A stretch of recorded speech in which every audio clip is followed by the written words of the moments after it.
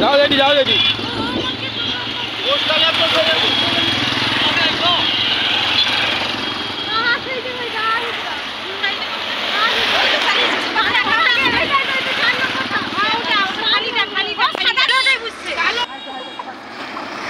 দাদা একাধিক জায়গা আজকে ইডির রেড কি মনে হচ্ছে দুর্নীতির মাথাটা কবে ধরা পড়বে? গোটা বাংলার মানুষ একটা প্রশ্নের উত্তর চায়, দুর্নীতির মাথাটা কবে ধরা? দুর্নীতি হয়নি এমন কোনো জায়গা নেই, দুর্নীতি হয়নি এমন কোনো জায়গা নেই। যদি খটিতে যান মৎস্যজীবী খটি, সেখানেও দেখবেন দুর্নীতি হয়েছে। দুর্নীতি হয়নি এমন কোনো জায়গা পশ্চিমবঙ্গে নেই। রেশনের চাল গমে যারা দুর্নীতি করে তারা কতটা নিম্ন মানসিকতার, নিম্ন রুচির, এর বাইরে তো বলার কিছু নেই, মানুষ জানে। দাদা চাকরিতেও দেখা যাচ্ছে 58 জনকে ভুতুরে চাকরি হয়েছে, এসএসসি হলফনামা ভালো করে খুঁজলে 58 হবে না, 5800 হবে। দাদা শঙ্কর আড্ডর পিয়ের বাড়িতেও আজকে রেড চলছে। সে ঠিক আছে, ভালো করে ধরুক। শাহজাহানকে পুলিশ রেখেছে, মামলা যতক্ষণ না সেন্ট্রাল এজেন্সির হাতে যাবে ততক্ষণ তো সিবিআইকে এনআইএকে আপনি তো দায়ী করতে পারবেন না। কারণ ওখানে যে ভৌগোলিক অবস্থা, জল জঙ্গল মিলিয়ে ওই সুন্দরবন এলাকায় যদি সেন্ট্রাল এজেন্সি বিএসএফ সিআরপিএফের সাহায্য নিয়ে তাদের পদ্ধতি অনুযায়ী তদন্ত করে না তুলতে পারে, পুলিশ তুলে দেবে না, কারণ পুলিশের সংরক্ষণেই এরা আছে। দাদা মেদিনীপুর পুরসভায় রাম সীতার মন্দির উদ্বোধন হচ্ছে, অথচ রাম মন্দিরের উদ্বোধন তৃণমূল যাচ্ছে না, ফিরিয়ে দিচ্ছে, কি বলবেন, কিভাবে দেখছেন? তৃণমূল হিন্দু বিরোধী রাজনৈতিক দল। পাকিস্তানে শবে বরাতের দিন অপশনাল হলিডে, আর পশ্চিমবঙ্গে শবে বরাতের পরের দিন ওই দিন রবিবার পড়ার জন্য ছুটি দিয়েছে। আমাদের আপত্তি নেই, আমরা সমস্ত ধর্মকে শ্রদ্ধা করি, একদিন কেন 3 দিন ছুটি দিয়ে দেন। কিন্তু আপনি পৌষ সংক্রান্তিতে ছুটি দেন না, আপনি রামনবমীতে ছুটি দেন না, সরস্বতী পুজোর পরের দিন বাচ্চারা স্কুলে আসে, ফিস্ট হয়, আনন্দ হয়, একদিন ছুটি দেন, পরের দিন ছুটি দেন না। এই মানসিকতা এই রাজ্যের সরকারের। এরা গেরুয়া ধ্বজ দেখলে, এরা যেভাবে সাধুদের উপরে পুরুলিয়ার কাশীপুরে আক্রমণ হয়েছে, সাধুদের উপরে, এ ভাবা যায় না আমরা কোন রাজ্যে, কোন জঙ্গলের রাজত্বে বসবাস করছি। গেরুয়া হচ্ছে শৌর্য বীর্যের প্রতীক, গেরুয়া স্বামী বিবেকানন্দের প্রতীক, গেরুয়া হিন্দুদের প্রতীক, আর হিন্দুদের দেশ হচ্ছে হিন্দুস্তান, ভারতবর্ষ। সেখানে গেরুয়া দেখলে মারছে, সাধুদেরকে উলঙ্গ করে যেভাবে প্রকাশ্যে পিটিয়েছে একজন সিভিক আনোয়ার বলে, এদের কি মানসিকতা? এদের দেহ ভারতে, খাচ্ছে ভারতে, আর মাইন্ডসেটটা পাকিস্তানে ঢুকে আছে। দাদা আপনি সব মুসলিম তো খারাপ না, আমার কাছ থেকে তো প্রসাদ নিলেন তৈমুর ভাই এখানকার, এরা রাষ্ট্রবাদী মুসলিম, সব মুসলিম খারাপ না। কিন্তু এই যে শাহজাহানদের মডেল, এই আমদানিটা মমতা ব্যানার্জি এখানে আছে, কলাগেছিয়াতে ইয়াসিন, আপনি পেরোতে পারবেন না, ওখানে মারপিট করবেই, কারণ পুলিশ বাবা আছে।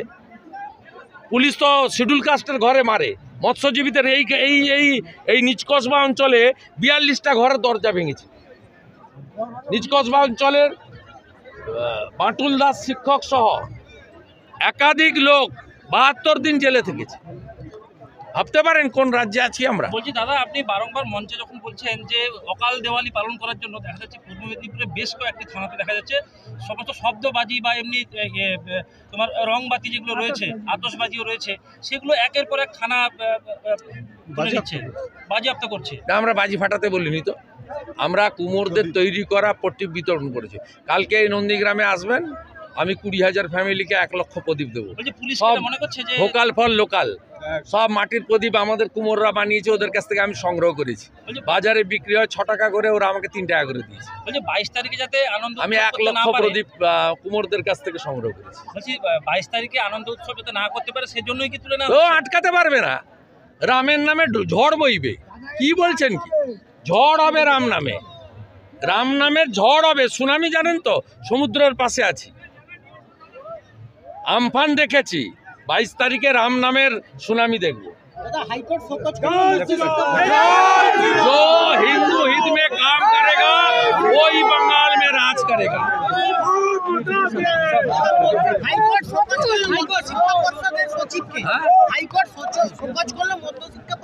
ও সকজে কিছু হবে না, তো জেলে ঢুকাতে, জেলে ঢুকে ইন্টারোগেশন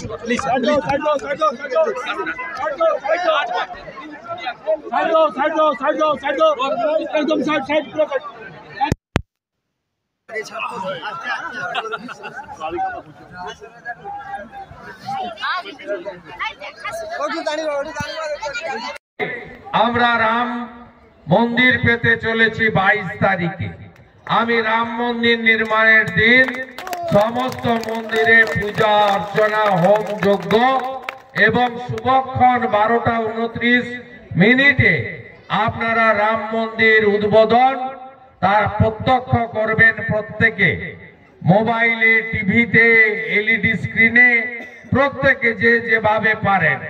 কারণ এই রাম মন্দির আমাদের, আপনারা জানেন যে 67 বার আমাদের হিন্দু রাম সেনারা সংঘর্ষ করেছে রাম মন্দিরকে উদ্ধার করার জন্য।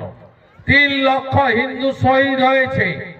শুধু যেদিন মুঘলদের একজন হানাদার বাবর আক্রমণ করেছিল রাম মন্দির, রামলালার জন্মস্থানকে দখল করার জন্য, ওই একদিনে 1,80,000 হিন্দুকে খুন করে রক্ত স্নাত করে দিয়েছিল সরজু নদীর জল। সেই ইতিহাস আমরা কেউ ভুলে যাইনি। অনেক সংঘর্ষের পরে 500 বছরের লড়াই শেষ হয়েছে শান্তিপূর্ণ উপায়ে। আমরা রাম মন্দির পেতে চলেছি আগামী 22 তারিখ। এটা আমাদের হিন্দু সমাজের কাছে সবচেয়ে বড় প্রাপ্তি।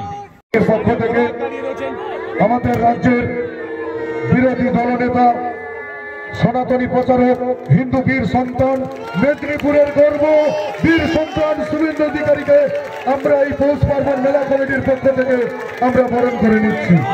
বিরাট বড় একটা ফুলের মালা দিয়ে শুভেন্দু অধিকারীকে স্বাগত জানানো হলো।